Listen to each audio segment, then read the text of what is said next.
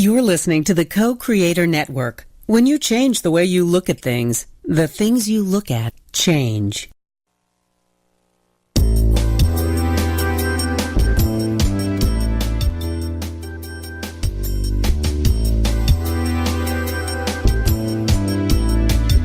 Good afternoon. Welcome to Why Shamanism Now, a practical path to authenticity, with your host, Christina Pratt, Director of the Last Mask Center for Shamanic Healing. She's talking about how shamanic skills can bring us to physical, emotional, mental, and spiritual well-being, especially when nothing else can. Now, here's your host, Christina Pratt.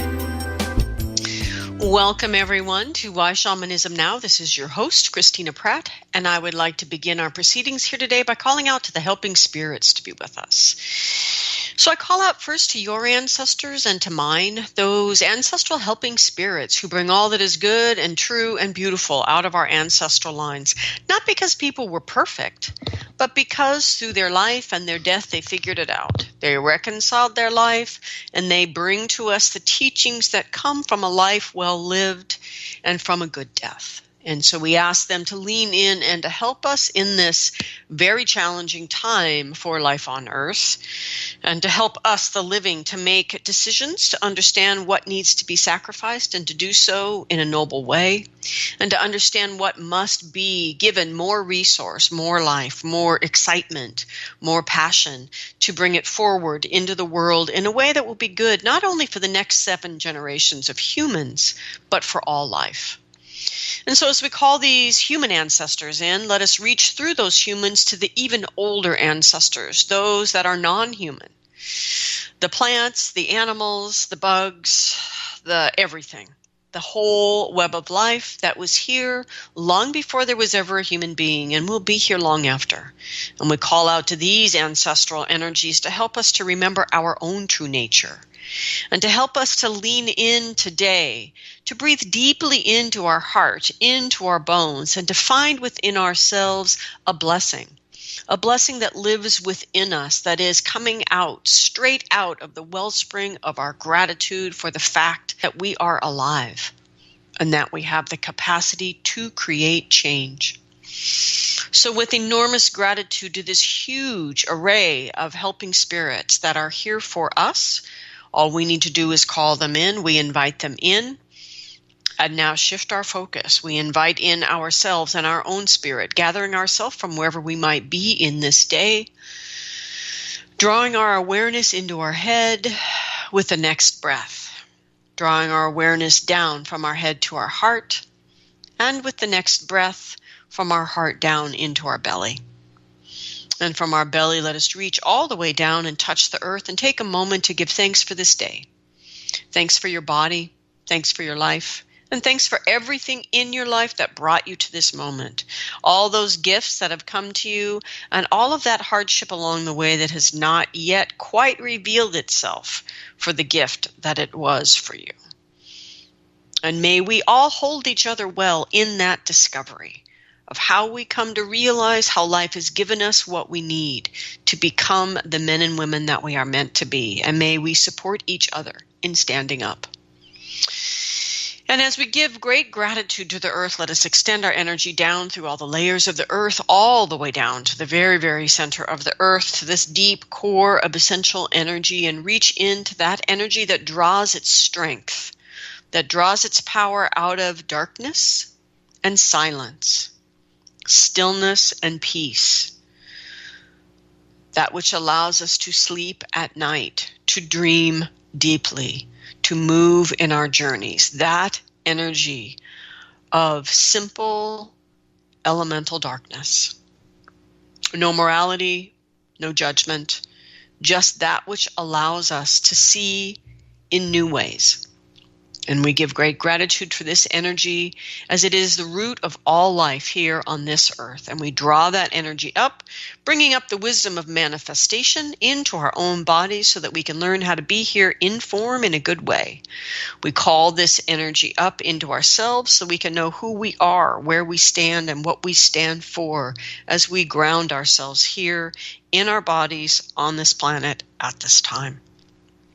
And let us open up our sense of family and belonging, so that we open beyond people that look like us and think like us and make us feel nice and comfortable in our everyday thoughts, and let us open up to those that would challenge us and help us to grow into the men and women we are truly destined to be. And we call out to the energy of the earth to help us in that process, to come into right relationships with all the many aspects of ourself within, and all the many aspects of the culture around us, all the many aspects of our relationship with the earth, with the environment, and with the invisible world. And as we come into right relationship with all things, may we begin to know our place as part of that great oneness, and draw our sense of right relationship from our place in the web of life. And from this awareness, let us reach up from our belly to our heart to our mind, up and out, into the weather above, in whatever time or place you are listening to this, reaching out, up through the atmosphere, out into the cosmos, all the way up to the highest power of the universe, however you name this energy, however you understand it, however you conceive of this energy, connect with it in your awareness, in your felt sense, in your visualization, however it is that you connect. And draw this energy into yourself and into your day, into these proceedings. And in this way, we call in blessing. We call in protection. We bring these energies into ourselves and radiate it out into our life and into our day. We call out to inspiration and illumination and innovation. We draw these energies down to feel the great benevolence of this universe. We call it all in and ask for that guidance, that bright light of the lighthouse in the storm. And may we live in a way that we may find ourselves being that light for others in their storms. Let us call this energy down, drawing it in, this radiant energy from above into our head, to our heart, to our belly, and down to the center of the earth, and connecting heaven and earth, above and below, this great channel of energy filled with the big love of these two great legendary lovers, those who are at the beginning in so many tales of so many people who've walked this earth, that speak of where we came from. We came from this love, and may that love spark and awaken the spirit of your own heart. Let your heart wake up and light that fire under that crucible of transformation that lives in your heart. Let this day be a cauldron of coming to know yourself as you draw up the true passions in your belly, that red thread that connects all the things in your life that have ever mattered.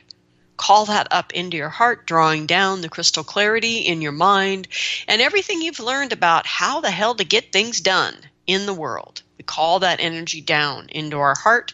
We let these energies, who are so qualitatively different, dance together nonetheless, mixing and merging and creating tension and friction. And out of that is born a third sacred thing, that understanding or memory, feeling, even just an inkling or a sense of why it is that you are here in your unique genius. And may you find courage in that very same human heart to do something in this day, large or small, to bring those gifts into manifestation in the world. And to the enormous range of spirit help that we have, each one of us has, to do that, I give great thanks. May they help us here today. May what needs to be said, what needs to be heard, and may these proceedings go forward in a way that is good for all living things. Finally, today we get to move on to the show after many weeks of other things happening. And so I want to give special thanks to Kelly and Julie, to Daniel, Donna, Darian, Miriam, Craig, and Wild Carrot Herbs. These are all the listeners that have donated recently to the show. For those of you who are listening for the first time, Why Shamanism Now is listener supported. And it only exists for as many years as it had, with over 450 hours of podcasts in the archives because of listeners like you. So if you are moved in any way by today's show, even if you are moved to irritation and frustration, which very well may be the case today, consider yourself moved and know that the things that move us in the heart need to motivate our actions in the world. And this is the very essence of shamanic teachings. And this is the very essence of how we need to learn. We, humanity, needs to learn to be moved in the world today. And so I invite you to allow that movement in your heart to move you into action and do something large or small to help the show to grow, to stay vital and alive and available to anyone who can get onto the internet from anywhere on the planet. You can go to whyshamanismnow.com. Click support, donate, and scroll down, donate any amount, large or small. We are deeply grateful for all of it. It keeps the show on the air and the archives available. So thank you, everyone, for all the many things that you do. So we are live today, and if you have questions about today's topic, which is another section of the Getting Unstuck series. So if you have questions, you're welcome to call in at 512-772-1938 or Skype in from the co-creatornetwork.com site if you're listening live, or you can email me at christina@lastmaskcenter.org.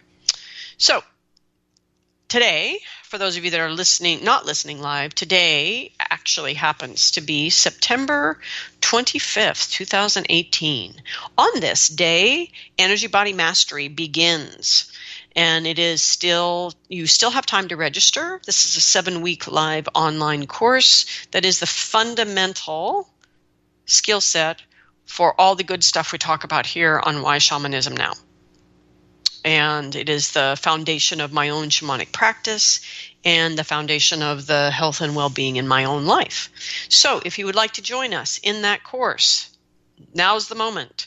You can go to energybodymastery.com and register today. And if you're not listening today, you're actually listening on some other day, you can still go to energybodymastery.com, put your name on a wait list, and we would be happy to let you know the next time the course happens, which is once a year in the fall. All right. So why am I bringing this up, other than the fact that it's happening today? That is one reason. The other reason is because everything that has moved and guided me in my life, and that's just one life here on the face of the earth, has been about how do we move forward when we are stuck, and how do we get out of our own way.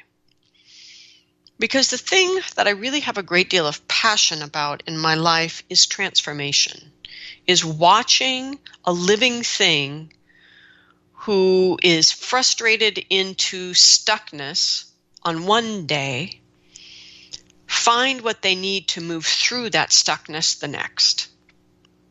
It doesn't really matter what the living thing is, just watching that happen, being part of that happening, witnessing it happening, and doing the work in my own life, for me is really inspiring. And it is the source of my hope and belief in possibility and change, even while I look around me and watch a whole lot go into hell in a handbasket.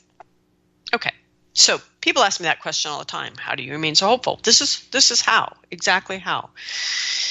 Because in the minute micro events of the day, I myself and those who are part of my life as students and clients engage in actual qualitative transformation. Okay, so these shows are about when that feels really, really hard. Okay, so the first series was about a particular kind of stuckness. It's in the archives, and there are 3 parts to that series. And so this was about that learning the art of getting out of your own way, that begins with waking up out of the denial that the things that you're doing are actually working. And then stepping into true curiosity about the deeper nature of your own stuckness. This is what we were talking about the last 3 shows about this. And that series began June 27th, 2017. And we talked about that. We're not talking about that particular stuckness today. We're talking about a new stuckness. That was not really ego death stuckness either. That's its own flavor of stuck. That was just the garden variety. Your life is the logical conclusion of your collective belief system, stuck. And so those 3 shows about how you really get unstuck from accepting finally that you are the logical, you and your life are the logical conclusion of your belief system. So the only way out of this stuck place is ultimately going to be a true change in your belief system, which is not that easy to do, by the way. And so that's what those shows are about. Okay, today we're talking about a different kind of stuckness. This is a stuckness that we actually create by telling ourselves lies. In other words, it's not this comprehensive, my life has brought me to this place kind of stuckness. This is a kind of stuckness where we are deaf and blind to the fact that we are actually generating this stuckness with the stories that we tell. And the stories are lies because they are not the stories about the fact that you are here with a unique genius and you have what you need to bring that unique genius in the world. You simply need the skills to access what you need to support you. And that's pretty much the name of the game in every lifetime that we have. Okay, so today we're talking about this particular kind of stuckness that comes from telling ourselves lies. And the way that we perpetuate this stuckness when we refuse to take responsibility for our narrative. And so that's a key. This refuse to take responsibility, that is always a key for the fact that the person who's refusing to take responsibility, or the part of yourself that is inspiring you to not take responsibility, is living in the dynamic of shared human life that is blaming and shaming and judgmental. It's an eye for an eye kind of thinking, and it is not sustainable ultimately. But it also requires constant shame, guilt, blame, judgment, and separation from each other. So the next level of thinking, which is where actually shamanism comes in. Shamanism doesn't really operate at this blame, shame, guilt level. Shamanism operates at this level of we are all part of this oneness. We are not separate. We are part of this oneness, and therefore our stuckness is somehow part of this, and I can learn to work with this in a way that allows me to get unstuck. And then that happens because A, I'm going to take responsibility for my stuckness, and B, I have the power to learn new things and make things happen, make things transform. And I may need help to do that. I may need to gain skills to do that, but I can still do that because I am a person of power, and I'm going to take responsibility to use that power in a good way in my life. And so they're really 2 different ways of thinking about life. And those planes are, if you could see me, I'm gesturing with both hands, making circular motions, creating 2 planes that do not intersect. That they are planes that move simultaneously and do not intersect. And the important thing is, you don't want to be in the blame, shame, guilt, judgment, I'm not taking responsibility for my life place, because it's really boring. It just repeats itself over and over and over again. And it destroys your hope. It destroys your sense of possibility. And the most important thing about it is you begin to generate in the world precisely the thing you are fighting against. The nature of that level of thinking. Okay, so let me tell you a little story, just to perk things up here. So I've been chuckling about this all day. So today at my house was the day they come to pick up the bins. The trash bin and the recycle bin, and in Portland, Oregon, the compost bin. So all the yard waste and the food waste all goes in the compost bin. It gets taken to the big composter in the sky, and compost is made for the all of the compost needs of the city here in Portland. Okay. All well and good, except I was in the backyard. So let me describe my home. So when you arrive at my home in Portland, Oregon, you walk around a little path on the side of the house, past the lovely bamboo, and there is a gate. If you're here for an appointment, the gate will be open. You come through the gate, there's a small little waiting room. This is all very Portland. Composting toilet, raised beds, growing food mostly, and some flowers. My little hut for seeing clients, and my husband's for his acupuncture practice. Big fire circle in the center, elemental shrines everywhere. It's a little sanctuary where people can come prior and hang out after their healing sessions. Okay, so what's the point? The point is, on the weekend, we didn't have any clients. I was in the back working in the gardens. They're all big, overgrown, end of the summer Oregon gardens right now. And so I filled up a couple containers full of stuff that needs to go into the compost bin. And yesterday, Monday, I was waiting for my husband to open the gate for his clients because I didn't have any. And then once the gate was open, then I'd take the compost stuff into the compost bin. I waited all day for that gate to get open without realizing that his clients had all canceled and the gate wasn't going to get opened. And I completely forgot by the end of the day and woke up this morning realizing, oh, crap, I still have to bring that compost stuff out to the bin before the big truck comes to empty it. Okay, this is really boring, right? My point is I created a story that I needed that gate open to get that compost stuff around and put it in the bin. That was the story in my head. And I told that story in my head in the background of all the other things I did yesterday. And it kept me from being able to get the compost out into the bin because that gate never opened.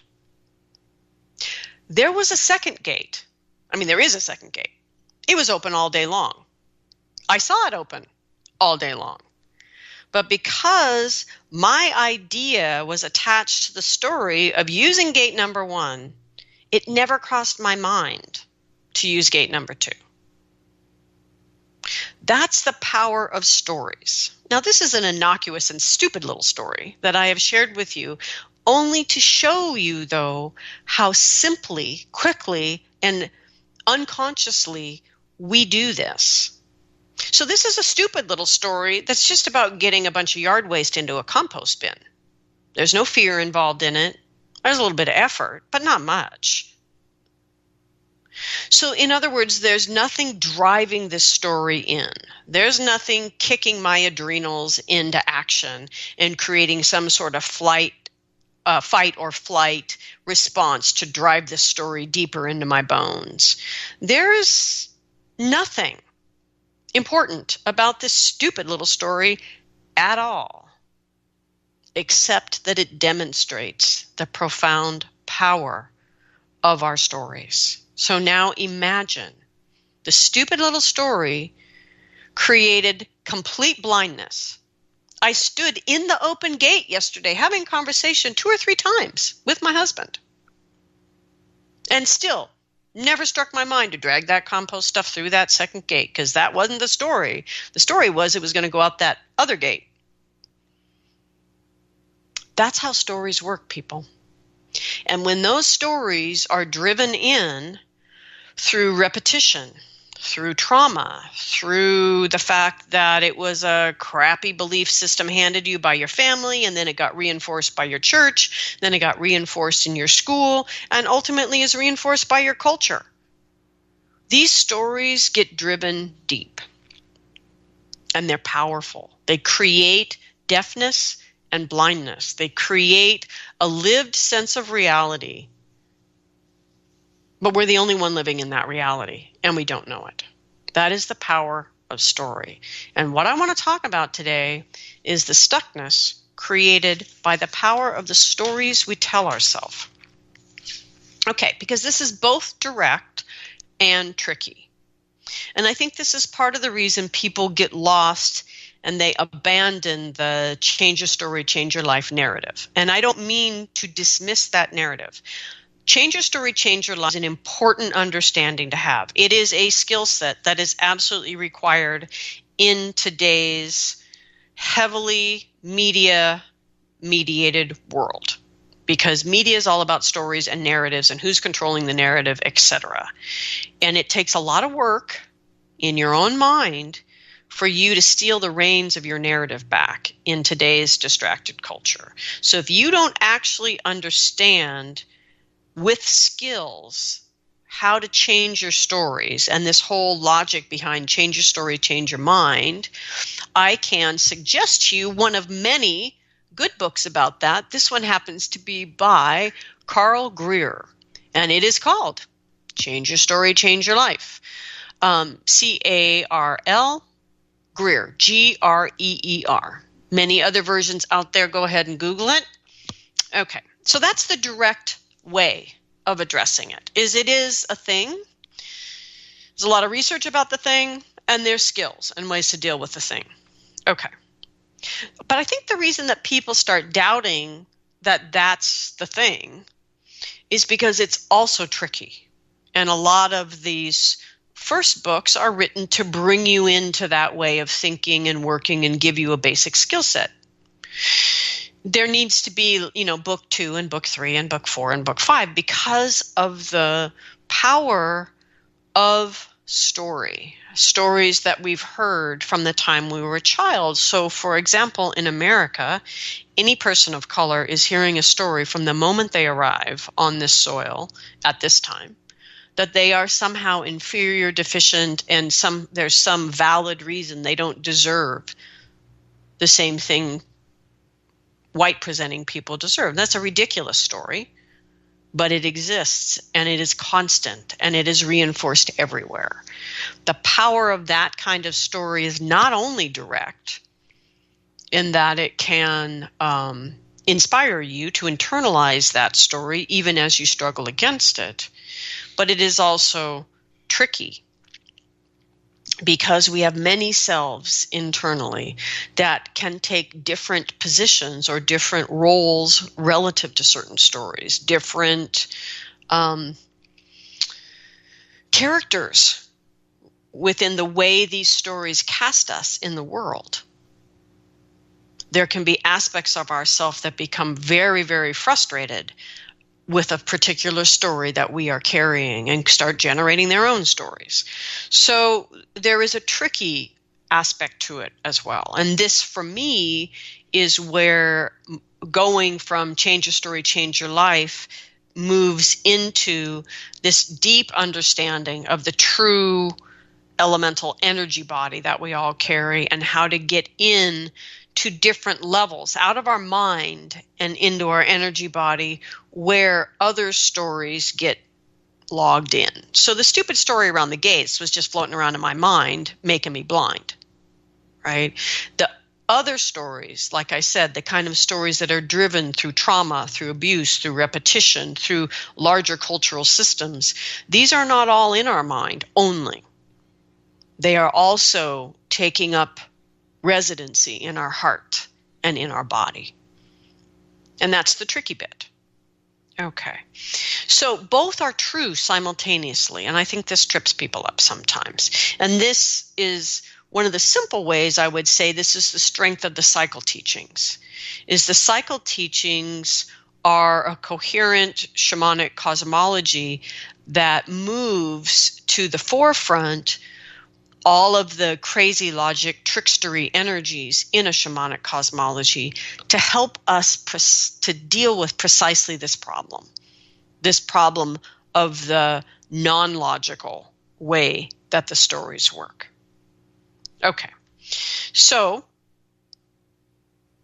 whenever we're talking about these issues of the mind, because the stories begin in the mind, we are also talking about the trickster. And the trickster definitely cuts both ways, depending on whether you are in a healthy working relationship with trickster or a shadowy relationship with the trickster. But the message that I think, so I want to share with you sort of a trickstery story, in other words. So one of the messages that was the hardest for me ever to hear from a practitioner offering me in my early 20s was a man, a white man. So it's a pretty charged situation.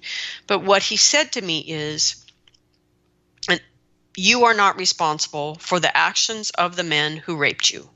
You are not responsible for their emotions, for their energy, or any projections they have on you. Their actions, their motivations, their emotions, their projections, their energy, their lessons are their own responsibility. They are not yours, ever, in any way. He said, Christina, you are responsible for the life you create with your choices. So what will you choose now? Okay, at the time he told me this, I was still living in the blame, shame, guilt issues around picking up my responsibility way of approaching life. And with that said, I was really angry with him. And I felt that I was doing all that I could, that he didn't understand as a white man. How could he possibly, etc. And at the same time, he was right. And it rang my truth cord in spite of how pissed off I was at him. And over time, what I have come to realize is because it did resonate with my truth cord, that I was responsible for my actions and the life I created with my actions, that I needed to then control the narrative of my own life. I needed to be clear about the stories I was telling myself and the stories I was telling myself about reality. And so this message from this person, which really made me angry at the time that I heard it, has become, now in reflection, decades later, one of the most important things anyone ever told me. Because it became the crux around which my life turned, or the thing around which my life pivoted, so I began to take responsibility for my life and the stories that I told myself and stop worrying about everybody else. And the reason I began to see it as valuable, and here's the trickstery part, is that it was only by letting go of the old story in which I was abused, letting go of that old story and picking up a new story with certain skills that allowed me to maintain that new story, that I became a person who could be effective in conversation that would create change of the larger social system that supported that abuse. That's the trickstery piece, is the paradoxical fact that when you are embedded in that old story, you are embedded in that thinking that doesn't allow you to be thinking at the next level, which is where the solution is. How do we move to the next place? How do we not perpetrate the problem? Because one of the things that is really hard for people to understand is how when you identify with a role, you begin to manifest its counterpart. So if you over-identify with the victim role, which is what I was doing when this man shared me this wisdom, this piece of wisdom, you begin to perpetrate. That story justifies actions, and you're blind and deaf to the fact that those actions are harmful. You're not perpetrating in the same way. This is another part of the trickstery piece. But you become the very thing you choose to fight against. And this is something that activists notice as well in their activist work, if they're paying attention, that when we, in essence, fight for peace, we're manifesting more fighting and not a lot of peace. So again, these are not new ideas. We're just applying it to this particular challenge of stuckness. So Charles Eisenstein has a really lovely quote that I'd like to share from, I think it's from The More Beautiful World Our Heart Knows Is Possible, but I'm not exactly sure about that. Anyway, he says, you could ask, why are people attracted to narratives that justify the terrible? Why are people attracted to narratives of control and fear and hunting down the terrorists and this uncaring attitude toward nature? These come from what I call the perceptions of separation and the experience of separation, the experience of alienation, the experience of scarcity and anxiety and competition, and a world in which everybody is out for themselves and nobody cares. And so this speaks to why we do it. But it doesn't speak, it does actually speak to how it changes, which is for me, the path was into shamanism precisely because it is a coherent system that teaches how you live from connection, from oneness, not from separation. And what I see largely around me is people who talk oneness and still live from separation. Their dominant narrative, the thing that keeps them stuck, is still coming out of this experience that we all share, or most of us share, I won't speak for you, around alienation and separation. This is what the Western cultures have pretty much preached, literally, through the politics, through the religion, for a long time. But as with the opening, you have the capacity every single day to touch into the essence energies of the earth and to sky, to feel the inspiration from above, the nourishment from below, and the ability to have a new thought. Okay, so here's the thing. Over the time that I have been in practice, which now is about 30 years, right? In the beginning, actually, this was even before I was in practice, but at that time, people would say this: I am doing everything. You just don't understand. I can't do that. I'm a Taurus or a Scorpio or a Cancer or whatever, right? And then about the end of my illustrious career in corporate America, then it became, I'm doing everything. You just don't understand. I can't do that. I'm an INFJ. It became some Myers-Briggs designation or some other personality typing that was going around at that time. And so over the years, then the next thing became diagnoses. The escalation of the names of psychological problems escalated, and we couldn't. I'm doing everything I can. You don't understand. I can't do that. I'm whatever. I'm my diagnosis, right? And today, the big challenge that we have is I'm doing everything. You just don't understand. I can't because I have PTSD. Okay. So my point is, all of these things, your zodiac sign, your personality type, whatever diagnoses you have, let's just assume for the sake of today's discussion, as we're running out of time, that your diagnosis is correct in the first place. And that is not a given, especially when you've got a hot new fad diagnosis. PTSD, that solves everything. That covers everything. PTSD is a real thing. I'm not saying it's not a real thing. I'm just saying I'm starting to see it used, like handed out like candy. Okay, so anyway, my point, these things, they're all real. They do describe how we are different. But they don't say it is impossible for you to do this. They all say this makes it hard for you to do this. You are still a person. You are still adaptable. You are still changeable. You still have the capacity as an adult to address your fear-based stories. These things, all of them, they might define the particular flavor of your challenge, but not one of them says this makes it impossible for you. And so the point is to really notice your language, your story. Are you using your whatever as an excuse or an explanation? Because as an explanation, it can become part of a diagnosis, which then becomes part of a remedy.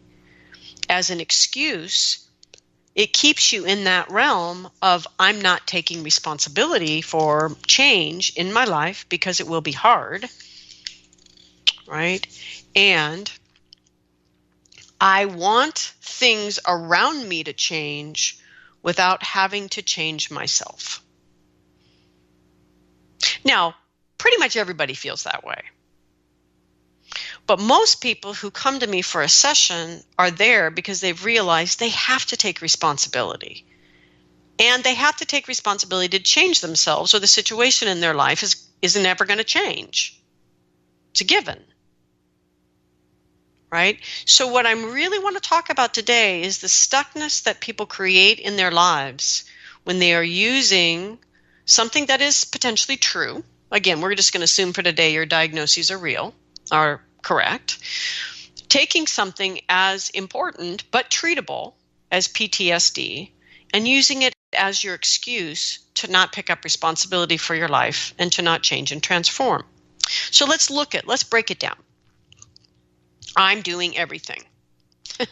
Okay. So I get this a lot at just people, following up from their soul retrieval. I'm doing everything and it's not working. I get this all the time. Right? This is human.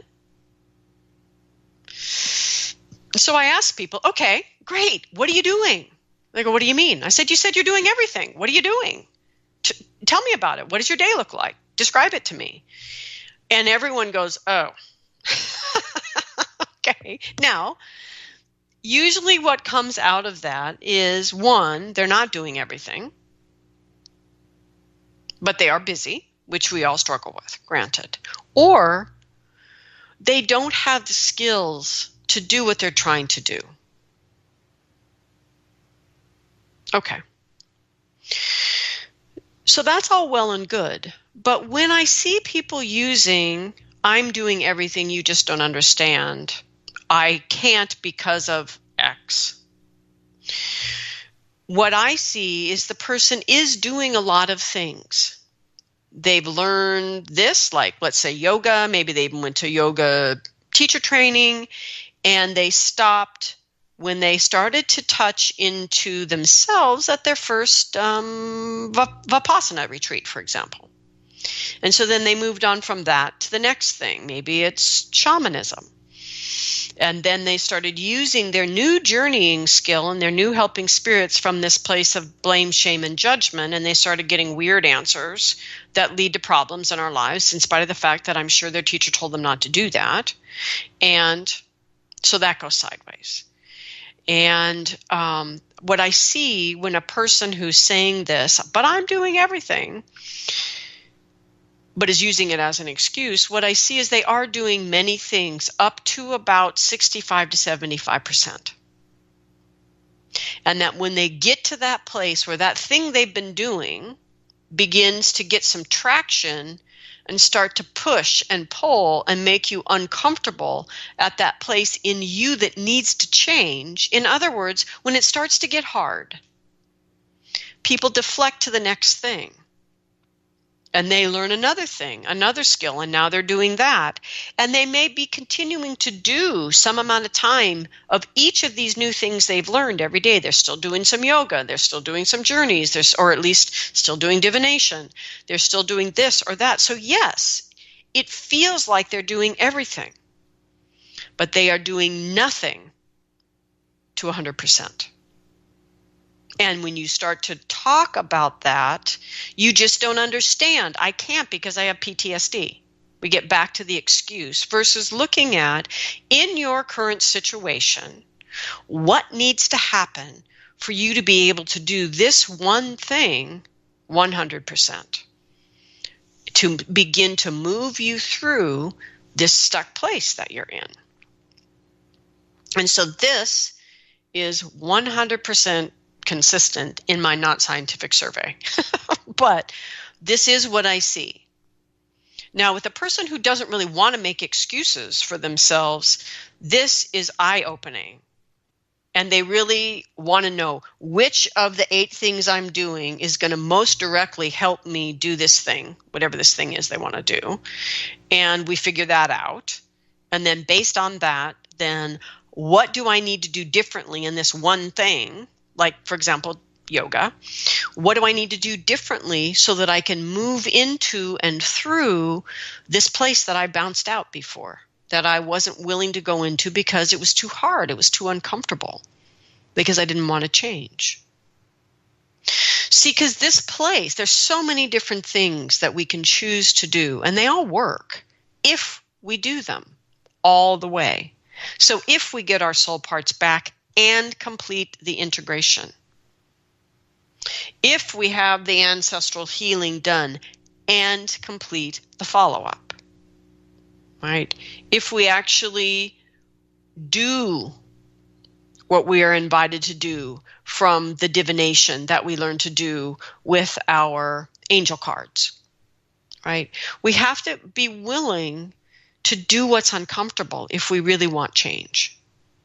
And this is a consistent piece that I see. So there's just this line that people won't cross. Now, granted, I joked that this was my unscientific, 100% of my unscientific study, but this theory is well developed in Arnie Mindell's work, process-oriented psychology, that the issue shapeshifts, or another way to say it is it's found in all facets of our life. All of our wisdoms come up against it in exactly the same place. So that 35 to 25% you're not doing everywhere.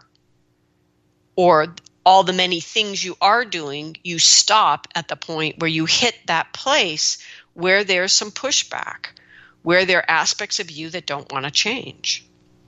And it is all about avoiding pain, avoiding the fear of pain, avoiding this change and disruption or the disharmony that creates. And all of these things speak to inner child selves that could be cleared through the clearing process. Not every inner self that won't budge is soul loss, and certainly it isn't PTSD. Many of these energies are simply marginalized selves, potentially shadow selves, or dissociated selves. These are sphere of influence. We need to be willing to go the distance to do what they need. And this is a piece that is always challenging to understand, is that the wound demands its own healing. So a broken leg demands to be treated like a broken leg. A broken heart needs to be treated like a broken heart. A messed up story in the head needs to be treated as a messed up story in the head. That each of these things is a different kind of burden, it's a different kind of wound, and they require different kinds of healing. And you can't decide if you want healing. You can't decide, I won't do that thing that is needed to heal that wound. It's like saying, well, my leg's broken and I want to run a marathon, but you can't reset this leg. I won't let you. Now, when we talk about that in the physical realm, it sounds completely absurd, right? But we start talking about that in terms of our heart and soul, our mind, our spirit, our energy body. People start getting all crazy and woo-woo and wishful thinking about things. Okay, so this is the first piece, is the I'm doing everything, is you are doing everything to about 75% and nothing to 100%. And so the trickster question here is, who is doing everything? So who in you is the one who is doing everything so well that it is distracting you perfectly from that 25% that you need to be doing? And so the trickster is asking us to pay attention to the fact that one aspect of the self is working really hard to heal, and some other aspect of the self is working really hard to keep us out of that 25% that we're afraid to dig into. And so you're at cross purposes with yourself, and you need to explore why. Because why are these two selves at cross purposes? And so again, this goes back to the energy body mastery and the clearing work that is so essential, because no one can answer that for you. But we can teach you skills to get in there. And so the next trickster question about this particular piece would be, why are the rules different for you? Why does everything you're trying to do not work for you? That is another red flag that you and your story are kind of full of shit. When the rules that work for everybody else don't work for you. It means there's something else going on. Something else needs to happen so that the practice, like yoga and vipassana, can work for you. I'm not saying just hammer away at the yoga and the vipassana. I'm saying figure out why the rules aren't working for you. Because nobody's that special. Or at least we're not special in that way. We'll put it that way. Okay. So as Charles Eisenstein said, our stories are powerful. If we see the world as dead, we will kill it. If we see the world as alive, we will learn how to serve its healing. Okay, so let's move on to I'm doing everything. And the next part of it is you don't understand, really. This is often said to practitioners. I mean, it's one thing if you're saying it to your best friend. Maybe they don't understand. Maybe they have a very different life experience and they don't understand. Maybe you're a person of color saying it to a white person and you're right, they don't understand. Maybe you're men and women trying to talk to each other. And around this, yes, okay, maybe you don't understand. And practitioners are all human. And you may experience those same dynamics with humans, practitioners. And there's a whole lot of practitioners that really do understand.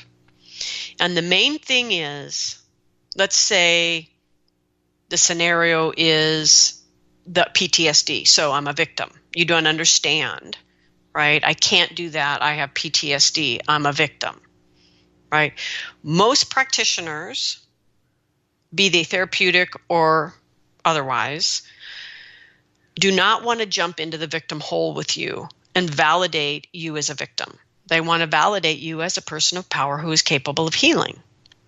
And here, of course, is the rub with the whole situation around trauma therapy is that y'all wouldn't have your validation and the diagnoses you have right now had y'all not fought, because in the beginning of my life, y'all were treated as it was all psychosomatic and it was all in your head. So I get that. I get that you had to fight to get people to listen to your story and validate it and its effects as real in your life. Absolutely. And there's a whole lot of practitioners out there now that don't need you to keep validating your story. They get it. They do understand. They are shamans and other practitioners that are involved in this trauma recovery movement that is happening right now. So there are a lot of people out there that do understand. And they understand more than you do because they've worked with people like you. They've worked with people who have things that are worse than you. They've got a broad and diverse experience around the thing you're dealing with, and you only have yours and your story. And so it's a really important thing to understand that they do understand. Okay, so the trickster question here is, who doesn't actually understand? What don't they understand? What is needed to gain understanding? So all of these people, the one who doesn't understand, the one who needs to gain understanding, the one who doesn't want to take responsibility because it's going to hurt, it's going to be effort, it's going to be change, it's going to upset the apple cart and you're barely keeping the cart stable as it is. They're all different people inside of you. So there's the current time self who wants to be different. There's the inner self who wants to understanding that you don't want to give. And there's the current self who won't walk the path that the wound demands. These are all selves that are at play, which is why you're stuck. Because they don't all want to go in the same direction. And the story propagates that.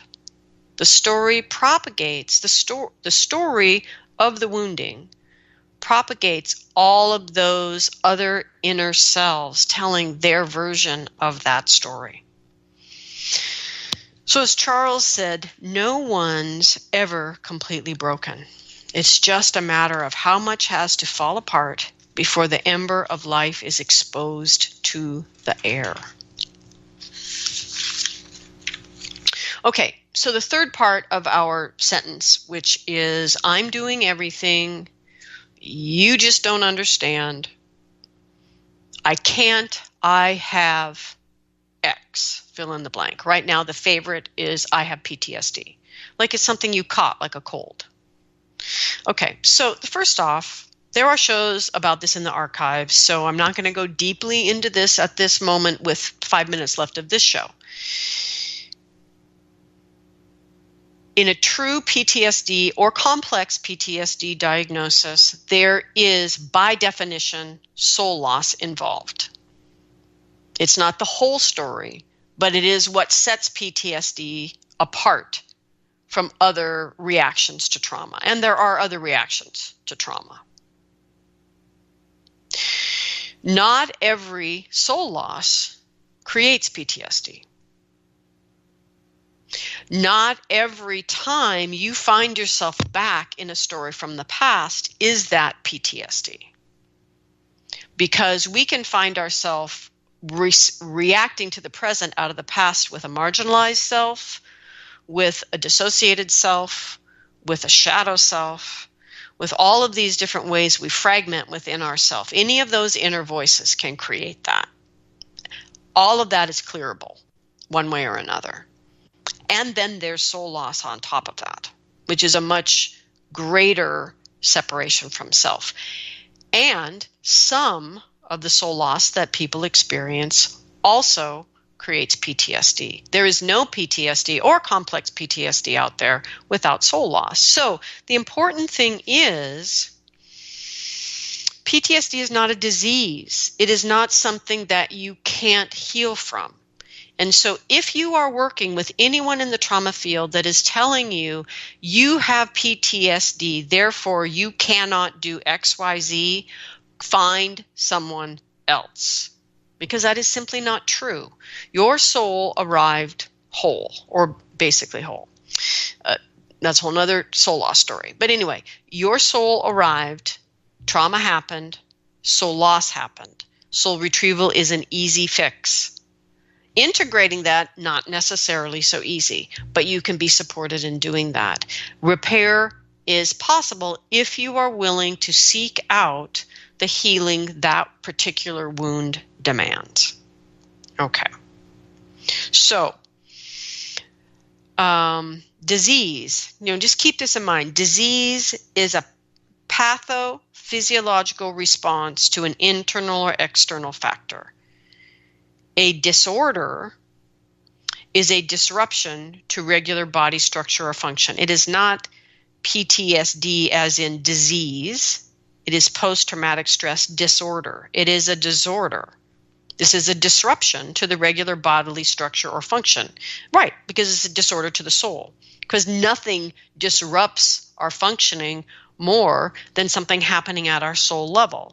And nothing heals our functioning more holistically than something happening at the soul level. Okay, so trickster questions. Who got disordered? It's an order, it's a disorder, right? Who got disordered? Where are they? Who is traumatized? Where are they? Who is afraid to talk to the disordered self and the traumatized self? Why? None of these inner selves are the same people. Someone was traumatized in this PTSD experience or complex experiences, the abuse dynamic of this. Someone was traumatized, but it wasn't you. The you that is sitting here saying, but I'm doing everything. I've worked so hard. You don't understand. I can't. I have PTSD. That you is fine. You're here, real time, present time, breathing. You are capable of making new choices. You are capable of making sustained new choices. You are capable of changing your story. As Charles says, we have to create miracles. A miracle is not the intercession of an external divine agency in violation of the laws of physics. A miracle is simply something that was impossible from an old story, but possible from within a new one. It is an expansion of what is possible. Charles Eisenstein.